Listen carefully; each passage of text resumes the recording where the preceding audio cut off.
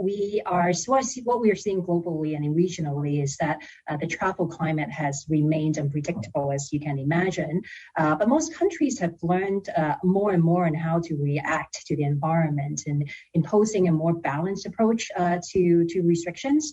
In Singapore, for example, in response to Omicron surge, the government froze ticket sales for new VTL bookings only. Interestingly, when it comes to travel trends and cancellation, we have not been seeing a lot of cancellations, and that's an indication of travelers who need to travel and want to travel or have been proceeding with their original travel plans. But however, new bookings, we've seen it coming down in recent weeks. Now, we are approaching the Chinese New Year or the Lunar New Year, and we're going to be welcoming the Year of the Tiger in what was going to be usually the largest personal or people migration happening on the mainland. Is that going to be happening this year? And what do you expect to come of the Lunar New Year this year? In terms of Q1 2022 outlook, what we've been seeing is pretty positive trends still.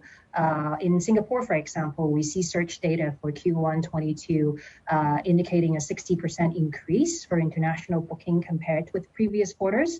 And domestically, for staycation, we saw a 200% increase. So perhaps an indication of, regardless of where they can travel to, people are still trying to book a holiday for Chinese New Year. When it comes to international destinations, we see destinations like London, Paris, Maldives, Seoul being the top destination for Q1. And is there any reason why you think that the travelers would be choosing these types of destinations?